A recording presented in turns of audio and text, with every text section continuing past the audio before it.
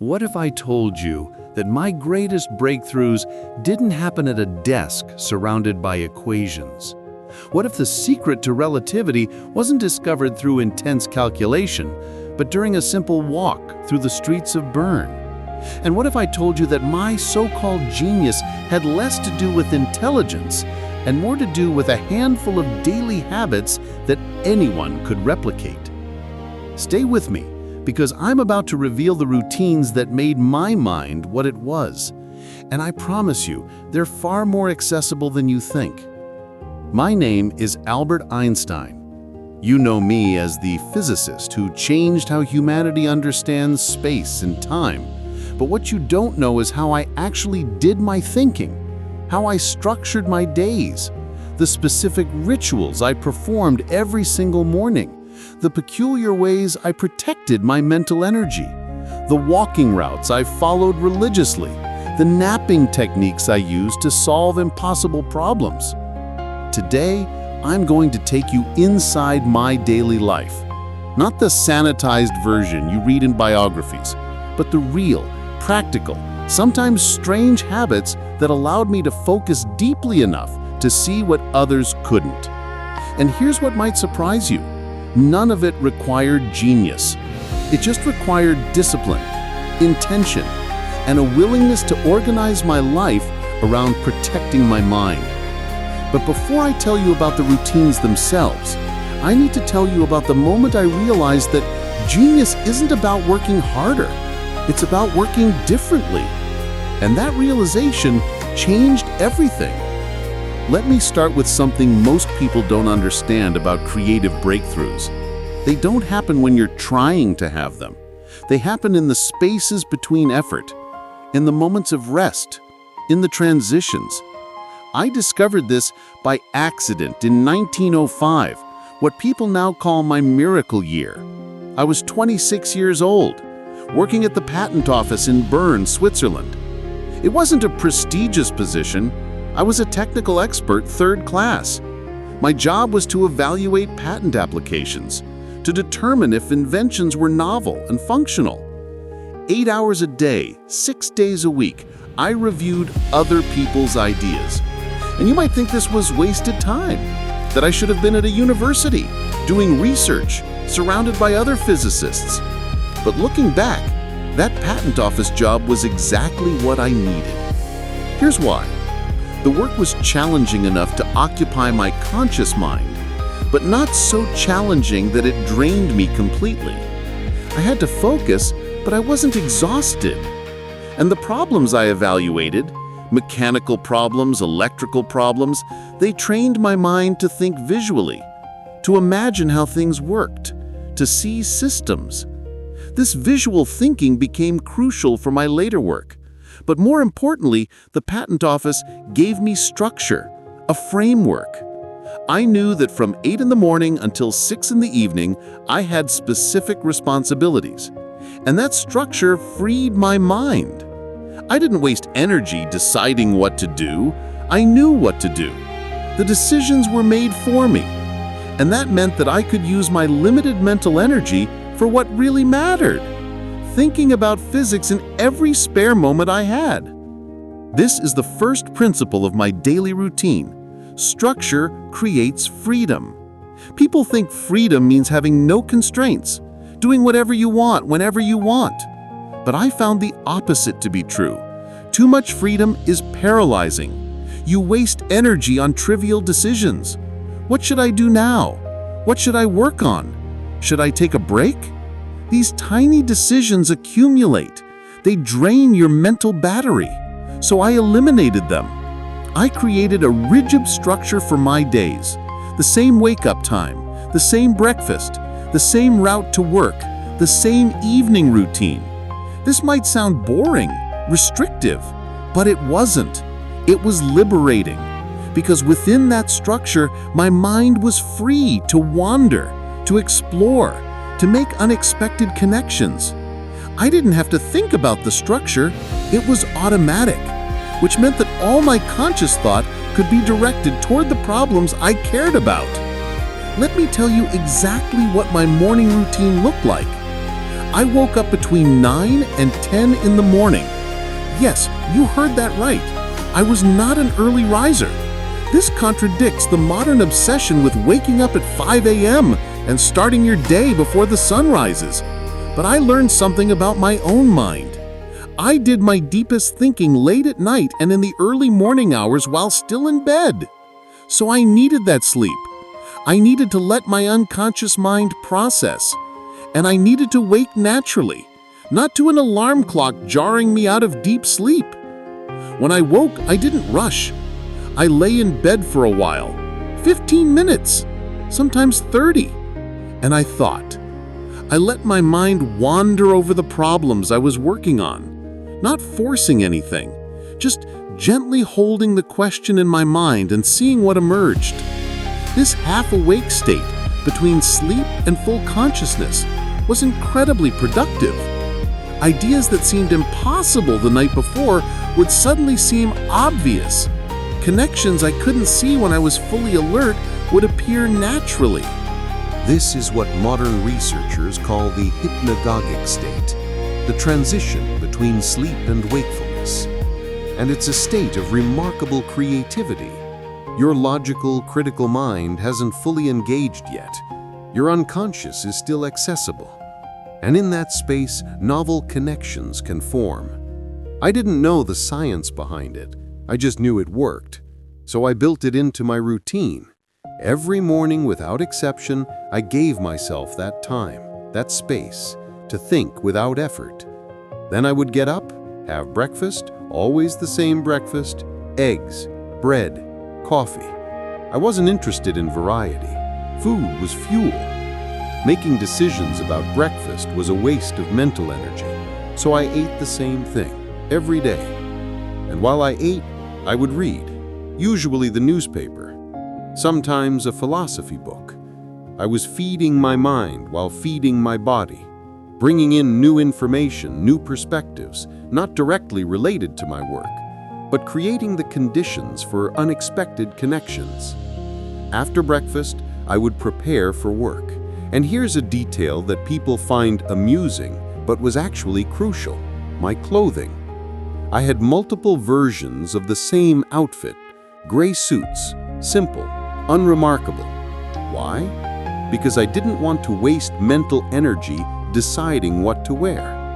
This is the same principle that many successful people have rediscovered. Steve Jobs with his black turtlenecks, Mark Zuckerberg with his gray t-shirts. It's not about fashion, it's about decision fatigue. Every decision you make depletes your mental energy slightly. And if you want to make important decisions, you need to eliminate unimportant ones. So I eliminated the decision of what to wear. Same outfit, every day. One less thing to think about, one more unit of mental energy preserved for physics. Then I would walk to the patent office.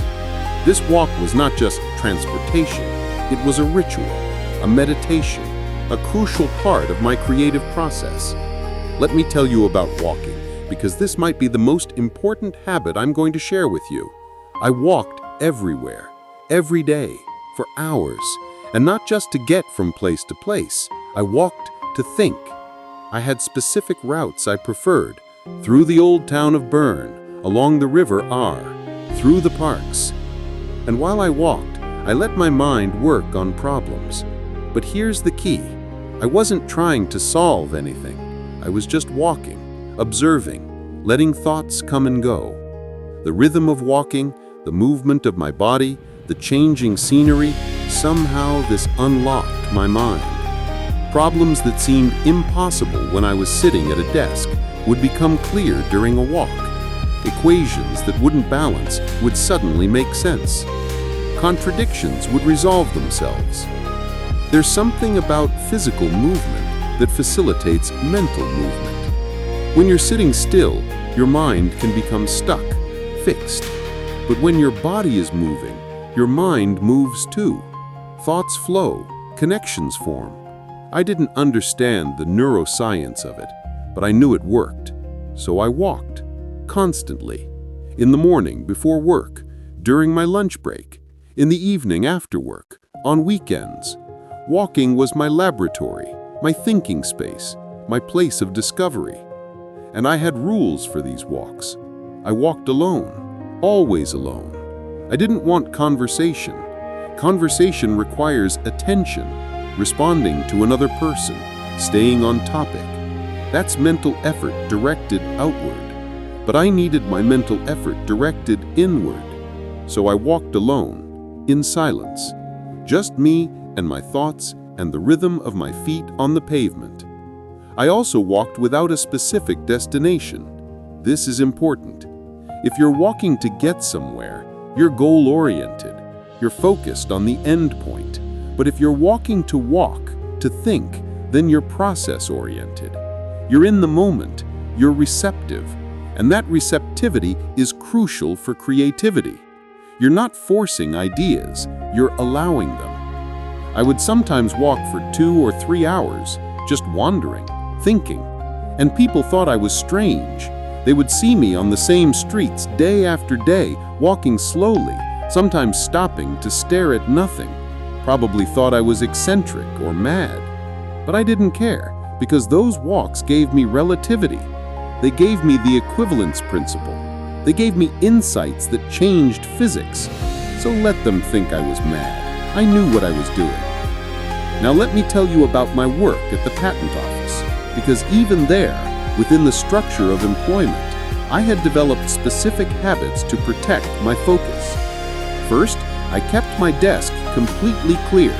No clutter, no papers scattered everywhere. Just the current patent application I was evaluating. Everything else was filed away, out of sight.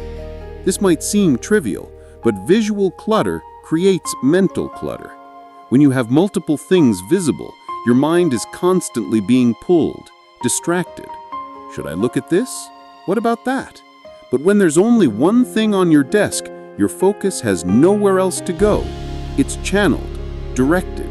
So I maintained a clear desk, always. Second, I worked in blocks of deep focus. I didn't multitask. Multitasking is a myth anyway. Your brain can't actually do 2 cognitive tasks simultaneously. It switches between them rapidly, and every switch costs energy, causes friction, reduces performance. So I did one thing at a time, for a defined period, maybe an hour, maybe 2. I would evaluate a patent application with complete attention, not thinking about anything else, not checking if anyone had sent me a message, not wondering what I would do later. Just this one thing, right now. And when I finished that task, I would take a break, stand up, stretch, look out the window, give my mind a moment to reset before starting the next task. These breaks were not laziness, they were strategic. They prevented mental fatigue. They allowed me to maintain high-quality focus for longer periods. Third, and this is crucial, I used my downtime at work strategically. The patent office wasn't always busy. There were slow periods, moments between applications. And in those quiet moments, I would pull it out and work on my own physics problems. Not for hours, just for a few minutes here and there, thinking about a specific question, jotting down an equation, sketching a thought experiment. These small moments added up. Over the course of a week, I might accumulate several hours of thinking time, just by using the gaps, the spaces between official work.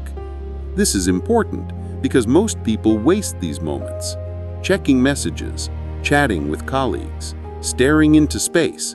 But if you're intentional about these small pockets of time, they become valuable. They compound. They allow you to make progress on what matters to you, even when your official time is claimed by other obligations. Let me share something personal here.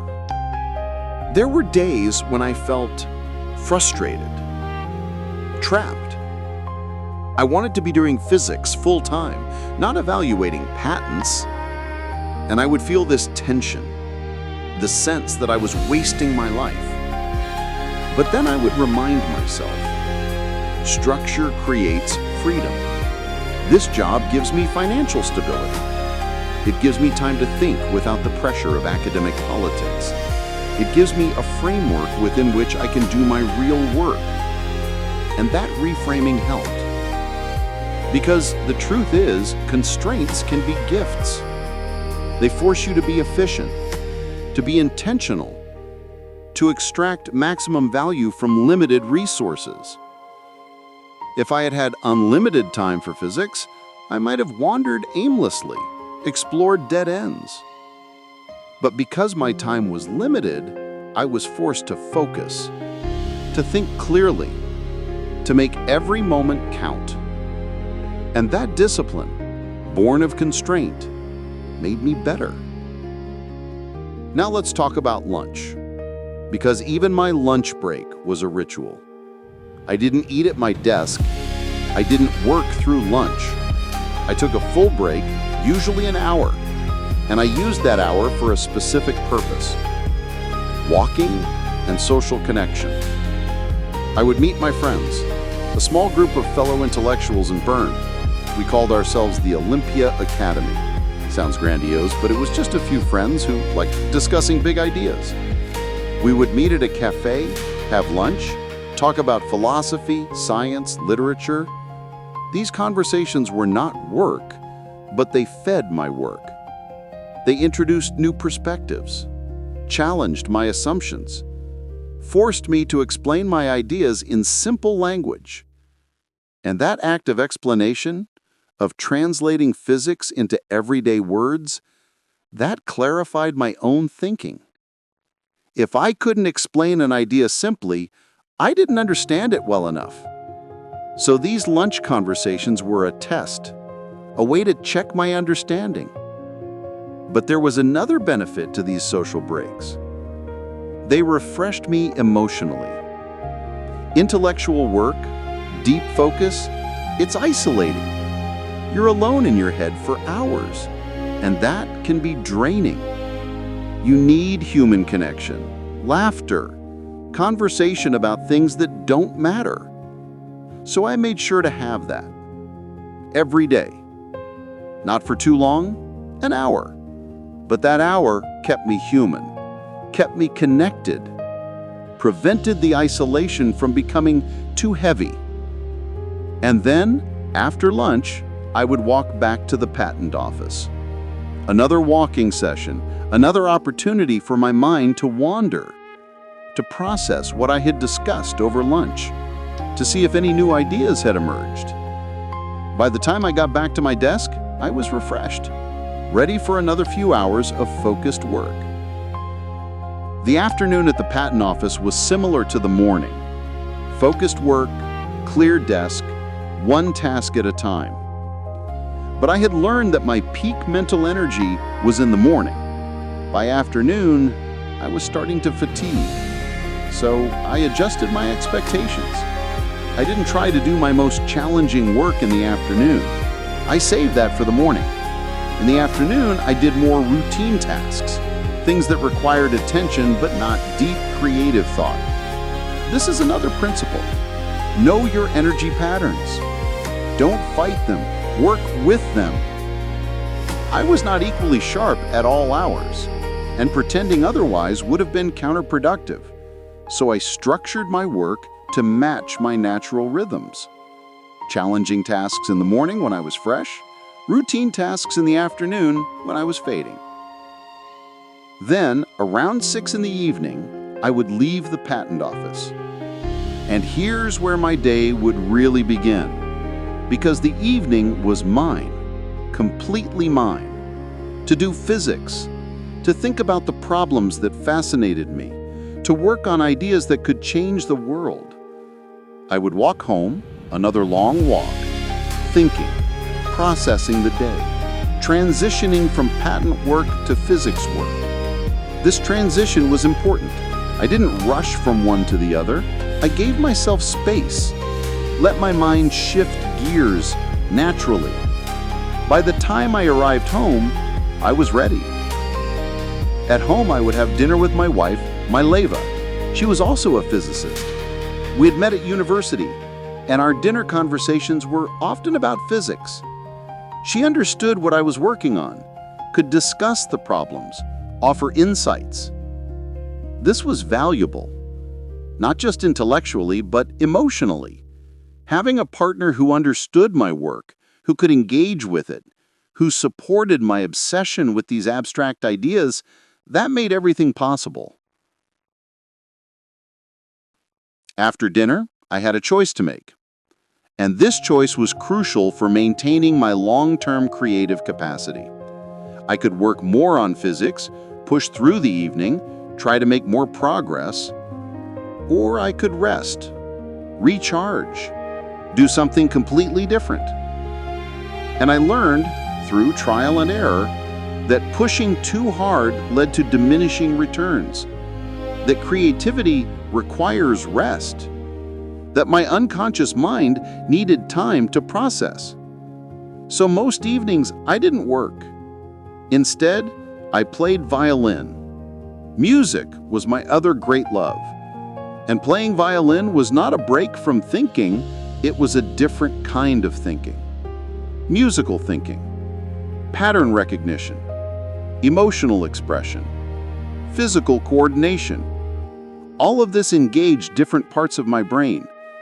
And somehow, mysteriously, this made me better at physics. I don't fully understand why, but I know it's true. The physicists I know, who are also musicians, tend to be more creative, more able to see unexpected connections. Maybe it's because music teaches you to think in patterns, to recognize structures, to feel harmonies and dissonances. And physics is similar. It's about finding the patterns in nature, the harmonies in the equations, the beautiful structures underlying reality. So I played violin for an hour, sometimes more. And while I played, I wasn't thinking about physics. I was immersed in the music, present, focused, but in a different way than when I was working. And this gave my mind a chance to rest, to process unconsciously. And often the next morning, I would wake up with new insights. Problems that had seemed stuck the night before would suddenly be clear, as if my unconscious had worked on them while I slept and played music. This taught me something profound. Rest is not the opposite of productivity. Rest is a component of productivity. Your mind needs downtime, needs to do other things, needs to stop consciously working on a problem. Because that's when the unconscious can take over. And the unconscious is often smarter than the conscious mind. It sees connections the conscious mind misses. It solves problems in unexpected ways. But it needs time and space. And that's what rest provides. After playing violin, I might read for a while. Philosophy mostly, or literature. I loved Dostoevsky, loved deep, complex books that made me think about human nature, about consciousness, about meaning.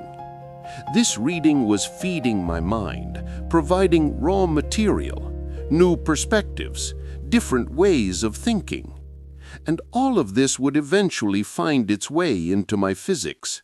Not directly, but indirectly, by shaping how I thought, by expanding my conceptual toolkit, by teaching me to think in new ways. Then, around 11 or midnight, I would go to bed, but not to sleep immediately. This was another crucial part of my routine. I would lie in bed, in the dark, and think. Let my mind wander over the problems I was working on. Sometimes I would have a notebook on my nightstand. If an idea came, I would jot it down. But mostly, I just thought, in that relaxed, drowsy state before sleep. And this was often when the best ideas would come, when the biggest breakthroughs would happen. Let me tell you about one specific night. It was spring of 1905. I had been working on a problem for weeks, the relationship between space and time. I knew there was something wrong with the classical understanding, but I couldn't see what. I had tried every approach I could think of. Nothing worked. And this particular night, I lay in bed, thinking about it, not forcing anything, just holding the problem gently in my mind. And suddenly, it clicked. I saw it. Time is not absolute. Time depends on the observer. Time is relative. The whole theory of special relativity unfolded in my mind in that moment. Not all the details, but the core insight, the fundamental shift in perspective. I was so excited I couldn't sleep. I got up, went to my desk, started writing, and I worked through the night. By morning, I had the outline of the theory, all because I had given myself that time, that space, that quiet moment before sleep to think without pressure. This is the power of routine, of ritual, of structuring your life to protect your mind. That breakthrough didn't happen because I tried harder. It happened because I had created the conditions for insight. The daily walks, the clear desk, the focused work, the music, the rest, the bedtime thinking. All of it prepared my mind, made it receptive. And when the insight came, I was ready to receive it. Now, let me tell you about weekends, because weekends were different. More flexible, but still structured. I would wake later, maybe 10 or 11, have a leisurely breakfast, and then I would work on physics for hours without interruption. This was my time to dive deep, to work on the hard problems, to write, to calculate, to think intensely. During the week, with my patent office job, I could only do bits and pieces. But on weekends, I could immerse myself completely. These long stretches of uninterrupted time were essential because some problems require sustained attention. You can't solve them in 30-minute chunks. You need to hold the entire problem in your mind, see all the pieces at once, and that requires hours of continuous focus. But here's the thing, even on weekends, I took breaks. I didn't work for 8 hours straight. That's not sustainable. Instead, I would work for 2 or 3 hours, take a break, go for a walk, have lunch, work for another 2 or 3 hours, take another break, play violin, work a bit more in the evening. This rhythm, work, rest, it maintained my energy, prevented burnout, kept me sharp. Because intense focus is exhausting. You can't maintain it indefinitely. You need to pulse, effort and recovery, tension and release. That's how you maintain high performance over time. And I also made sure to have social time on weekends, to see friends, to talk about things other than physics, to laugh, to be human. Because if all you do is work, you become narrow, rigid. You lose perspective. You need variety, different experiences, different conversations. This keeps your mind flexible, open, capable of making unexpected connections. Now, let me tell you about a habit that people found very strange: napping. I was a devoted napper. Almost every afternoon, I would take a nap. Not a long one, maybe 20 minutes. Sometimes just 10, but it was essential.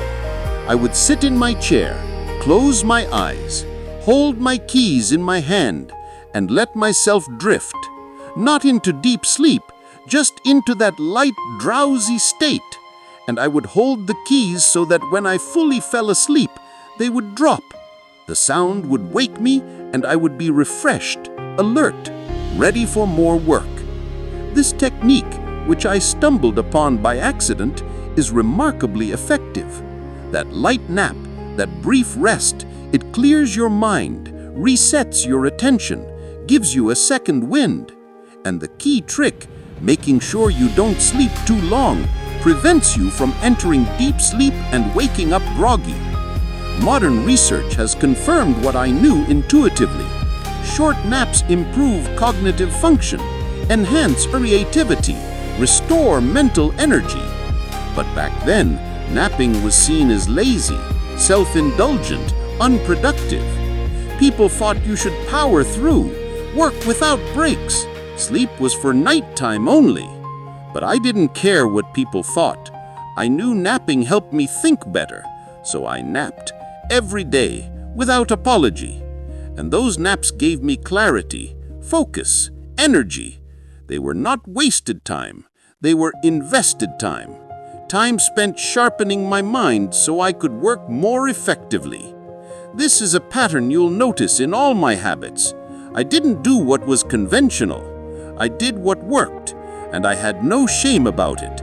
If walking for 3 hours helped me think, I walked for 3 hours. If wearing the same outfit every day preserved mental energy, I wore the same outfit. If napping made me sharper, I napped. I optimized my life for one thing: clear thinking, deep focus, creative insight. Everything else was secondary. Let me share something else that was crucial: saying no, protecting my time. As I became more well-known, more people wanted my attention. Invitations to speak, requests for meetings, social obligations. And I had to be ruthless about declining. Because every yes to something unimportant was a no to something important. Every hour spent at a social function I didn't care about was an hour I couldn't spend thinking about physics. So I said no, frequently. Sometimes rudely, I'm sure. I wasn't trying to be difficult. I was trying to protect what mattered: my focus, my creative capacity, my time for deep work. This made me seem antisocial, difficult, arrogant perhaps, but I wasn't being arrogant. I was being intentional. I knew my time was finite, my mental energy was finite, and I wanted to spend those finite resources on things that mattered, on problems worth solving, on ideas worth exploring, not on meaningless social rituals and obligations. This is hard for people to understand. We're taught to be accommodating, to say yes, to be available. But if you want to do meaningful work, you have to be selfish with your time. You have to disappoint people. You have to accept that others might think you're difficult. And you have to be okay with that. Because the alternative is spreading yourself thin, fragmenting your attention, doing everything poorly instead of one thing well. I chose to do one thing well: physics. And that required saying no to almost everything else. Now let me tell you about another crucial habit: writing. I wrote constantly, not just formal papers, but notes, letters, thoughts, explanations. I would write to clarify my thinking, to capture ideas before they slipped away, to work through problems on paper. Writing is thinking. When you write, you're forced to be precise, to structure your thoughts, to find the right words. And that process of finding words reveals gaps in your understanding, contradictions in your logic, assumptions you hadn't examined.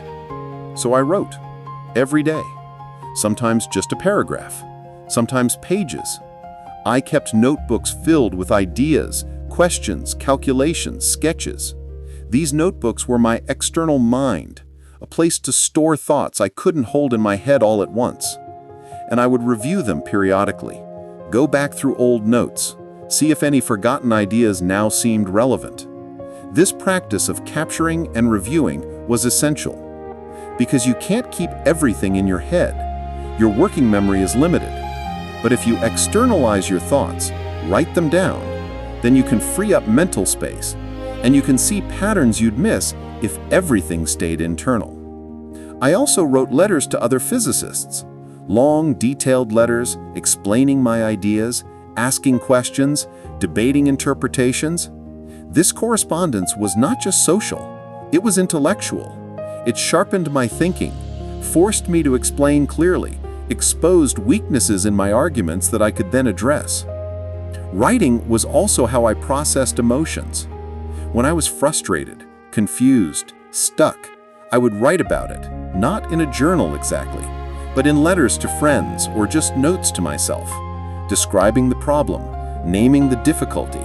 This act of externalizing, of putting the frustration into words, it helped. It created distance. It turned the emotion into something I could observe rather than something that overwhelmed me. And once I could observe it, I could move past it, get back to the work. This is something I learned over time. Emotions affect thinking. If you're anxious, your mind races and can't focus. If you're frustrated, you become rigid and can't see alternatives. If you're depressed, you lack energy and motivation. So managing emotions is part of managing your mind, and writing was one of my tools for that. Let me tell you about another practice that was crucial: thought experiments. I didn't always need physical experiments or mathematical calculations. Sometimes I would just imagine scenarios, visualize situations, and think through what would happen. This is how I developed many of my most important insights. Imagining riding alongside a beam of light, imagining falling in an elevator, imagining observers in different reference frames. These weren't real experiments, they were mental experiments, but they were incredibly powerful because they allowed me to test ideas without equipment, without funding, without permission from anyone. I could experiment in my mind, and my mind was a laboratory that was always available, always ready, always free. This practice of thought experiments, it requires a specific skill: visualization, the ability to see things clearly in your mind's eye, to imagine scenarios vividly, to manipulate mental images. And this skill can be developed. I developed it partly through my patent office work. Evaluating inventions required me to visualize how they would function, to see the mechanics in my mind, to imagine the forces and movements. And this trained my visual thinking, made it stronger, more precise. So when I turned that skill to physics, to imagining what would happen in different scenarios involving light and motion and gravity, I could see things clearly, could work through the logic visually before translating it into mathematics. This is important because not all thinking is verbal or mathematical. Much of my best thinking was visual, spatial, seeing relationships, seeing structures, seeing how things would behave. And only after I had seen it visually would I translate it into equations. The math came second, the vision came first. This is contrary to how physics is often taught. You start with the math, you derive the equations, but for me, it was the opposite. I started with a picture, a mental image, an intuition about how things must work, and then I found the mathematics to describe what I had already seen. Now, let me address something that might seem contradictory. I've described a very structured, disciplined routine: wake-up times, work blocks, walking routes, the same breakfast every day. But I also said that creativity requires freedom, space, relaxation. So which is it? Structure or freedom? And the answer is both. The structure creates the freedom. The discipline creates the space for spontaneity. Think of it this way. A river needs banks to flow powerfully. Without banks, water spreads out into a swamp, shallow, stagnant, going nowhere. But with banks, with constraints, the water flows with force, with direction, with power. My routines were the banks. They channeled my mental energy, prevented it from spreading into a shallow swamp of distraction and fragmentation. And within those banks, my thoughts could flow powerfully, could go deep, could move in a clear direction. So the structure wasn't limiting, it was enabling. It created the conditions for deep focus. And deep focus was where the breakthroughs happened. Let me share a specific example. My morning thinking time. Lying in bed after waking, this was part of my structure. Every morning, non-negotiable. But what I thought about during that time, completely free, unstructured, whatever came to mind, wherever my thoughts wanted to go. The structure was the time. The freedom was the content. And that combination was magical. I had carved out the space, committed to it, protected it, and within that protected space, my mind could wander, could explore, could make unexpected connections. This is the paradox. You need discipline to have freedom. You need structure to have spontaneity. You need constraints to have creativity. It's not either or, it's both and. And mastering this balance is what allowed me to do my best work. Now let me tell you about what I didn't do. Because sometimes what you avoid is as important as what you do. I didn't read newspapers excessively. Yes, I read the paper at breakfast, but that was it. I didn't consume news constantly throughout the day. I didn't let the chaos of the world fragment my attention. News is designed to grab attention, to alarm, to provoke. And if you consume too much of it, your mind becomes reactive, anxious, scattered, unable to focus on anything deep or long-term. So I limited my news consumption, got the basic information I needed, then moved on. I also didn't attend many meetings. Meetings are usually a waste of time. They're unfocused, they drift, they're dominated by whoever talks the loudest. Real work happens in solitude, or in small, focused conversations, not in large group meetings. So I avoided them whenever possible. I didn't socialize extensively. I had a small group of close friends, people I could have deep conversations with. But I didn't have a large social circle. I didn't go to parties. I didn't network. This wasn't because I disliked people. It was because social interaction is mentally taxing. It requires attention, energy, performing. And I needed that energy for physics. So I was selective. I socialized enough to stay human, to maintain relationships that mattered, but I didn't waste energy on superficial socializing. I also didn't work on many problems simultaneously. I focused on one major problem at a time, gave it my full attention, lived with it, dreamed about it, let it occupy my mind completely. Some people try to work on many things at once. They think it's more productive. But I found the opposite. When you fragment your attention across multiple projects, you make slow progress on all of them. But when you focus on one thing, when you go all in, you make rapid progress. You solve it, then you move to the next thing.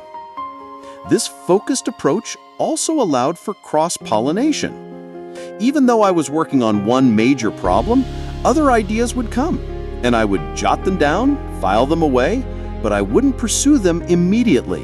I would finish what I was working on first, then come back to those other ideas. This discipline, this focus, it's hard. It requires saying no to interesting ideas. It requires patience, but it's what allows deep work, and deep work is what produces breakthroughs. Let me tell you about one more habit that was crucial: teaching, explaining.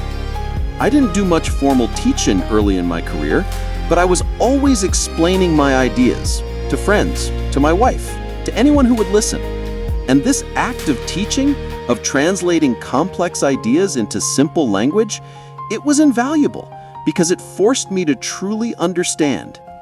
If I couldn't explain something simply, I didn't understand it well enough.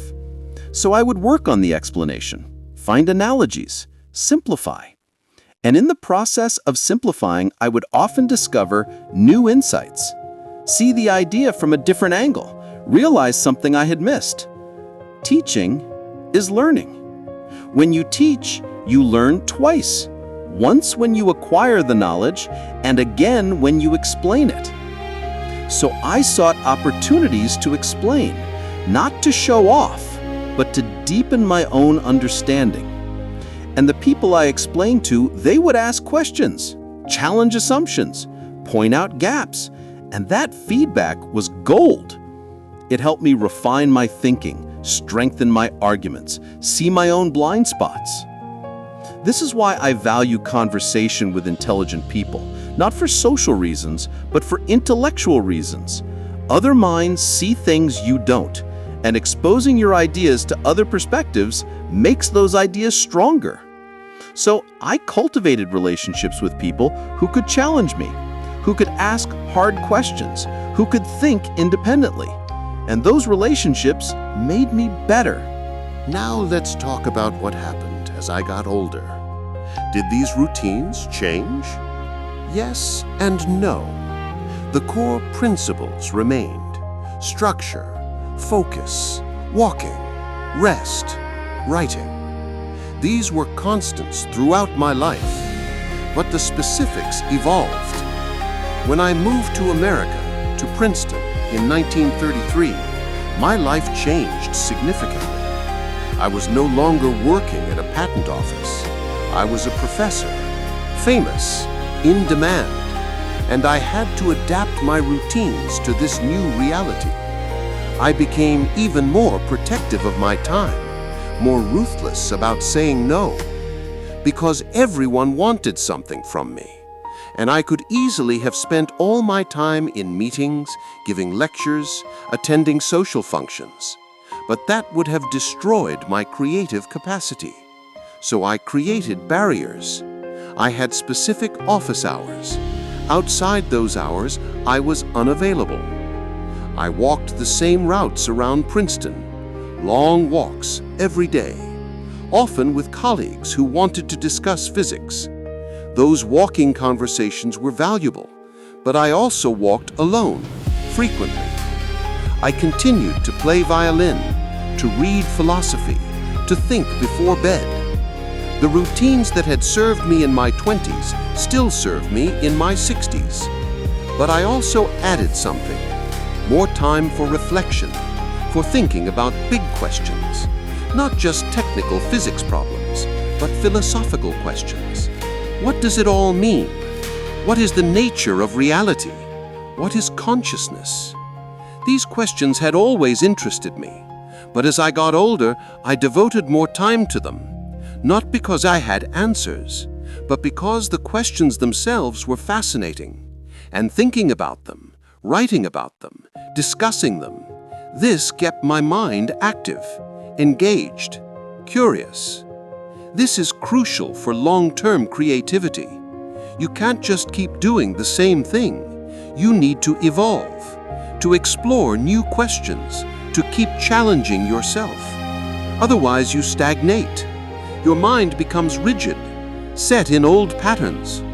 So even as my core routines remained stable, the content of my thinking evolved. New problems, new questions, new challenges. And I'll be honest with you, there were times when the routines failed, when I was too stressed, too distracted, too exhausted, times when I couldn't focus, when the walks didn't help, when the naps didn't refresh me, when the ideas wouldn't come. And during those times, I learned to be patient with myself, to not force it, to take a break, sometimes for days, sometimes for weeks, to rest, to do other things, to let my mind recover. Because you can't maintain peak performance constantly. You need cycles, periods of intense work, followed by periods of rest. And if you try to push through when you're depleted, you do more harm than good. So I learned to listen to my body, to my mind, to recognize when I needed to back off, and to do so without guilt. This is something achievers struggle with. We think we should always be working, always productive, always making progress. But that's not sustainable. You need rest, real rest. Not just physical rest, but mental rest. Time when you're not trying to achieve anything, not trying to solve anything, just being. And that rest is not laziness. It's necessary. It's what allows you to come back strong, to have energy for the next push. So I built rest into my routines, not as an afterthought, but as an essential component, as important as the work itself. Because without rest, there is no sustainable work. There's just burnout. And burnout destroys creativity, destroys focus, destroys everything you're trying to build. Let me tell you what I learned from all of this, from decades of experimenting with my routines, of figuring out what worked and what didn't. The secret to sustained creative output is not working harder. It's not longer hours. It's not pushing through at all costs. The secret is working smarter. It's structuring your life to protect your mental energy. It's eliminating distractions and trivial decisions. It's focusing on one thing at a time. It's alternating intense focus with genuine rest. It's walking, moving your body, feeding your mind with diverse inputs. It's sleeping well, napping when you need to, thinking in that drowsy state before sleep. It's saying no to most things so you can say yes to the few things that matter. It's having routines that create the conditions for insight, and then being patient enough to let insights emerge in their own time. This is accessible to anyone. You don't need to be a genius. You don't need special resources.